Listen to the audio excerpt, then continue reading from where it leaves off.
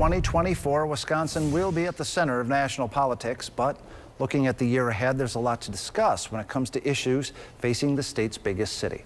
Only on CBS 58, A.J. Bayapour sat down this week with Milwaukee Mayor Cavalier Johnson. The interview covered a range of issues from public safety to lead pipes and what the city should look like in the decades to come. I hope that our partnerships will enable us to continue to push them down in 2024 and beyond. Mayor Cavalier Johnson refers to the decline in homicides Milwaukee recorded in 2023. After 3 straight years of setting new homicide records, there were 161 last year, a 20% drop, but still significantly higher than pre-pandemic years. When asked how the public should measure success moving forward, Johnson called on the Office of Community Wellness and Safety, formerly known as the Office of Violence Prevention, to do a better job of actually spending its share of federal pandemic aid. I think one of the metrics that folks should be able to look at is the amount of money that the office presently has and getting those dollars out of the door. This spring, Johnson will seek re-election. He will do so with Milwaukee now charging a 2% city sales tax.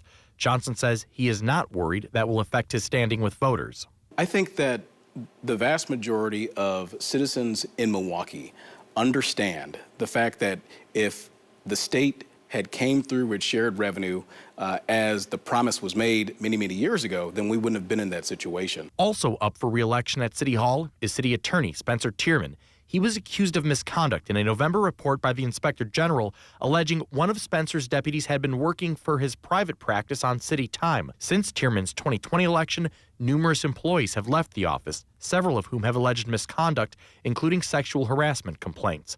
The city's employment relations director even concluded in 2021 Spencer's actions were, quote, inappropriate and unethical. Do you have confidence in the current city attorney? I think whether or not I have confidence in the city attorney is probably irrelevant. What's most relevant right now is the voters of the city of Milwaukee who will be casting ballots in the city attorney's race in just a matter of months. Challenging Tierman is State Representative Evan Goyke. You're familiar with both Tierman Spencer and Evan Goyke. Are you going to endorse one of them in that race? You know, I'm focused right now on my own election. One of the biggest long-term issues facing Milwaukee is the future of 794. Proponents of tearing down the stretch of freeway that runs through downtown say a street-level boulevard would better connect downtown and lead to new development in the freeway's footprint. Opponents say it would lengthen travel times and steer development away from other parts of the city. Johnson remains undecided on the issue.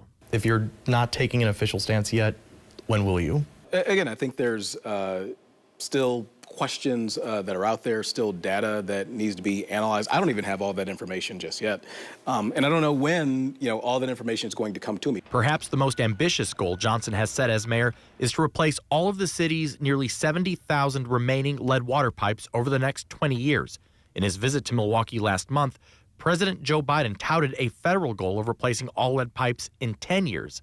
2023 was the first time Milwaukee replaced more than 1,000 pipes in a single year. And even if you go 3,000 a year, you'd be short in 20 years.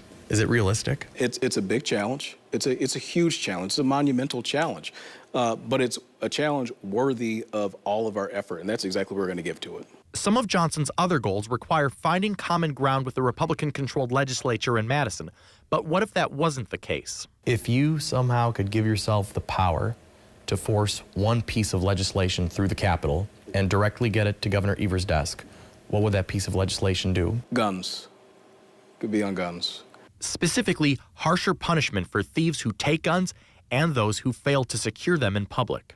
Holding people accountable who steal guns from cars, yes, increasing penalties on them because they've committed a crime in doing so, but then also holding folks to account who have brought their guns to a place where this activity is known to happen. And we covered a number of other topics, from the future of the streetcar to possible development around American Family Field during our 40-minute-long interview with Mayor Johnson. We've posted the entire thing on our website, CBS58.com. We've broken it up by issue so you can check out the ones that matter most to you. Reporting from outside Milwaukee City Hall, A.J. Bayapour, CBS 58 News.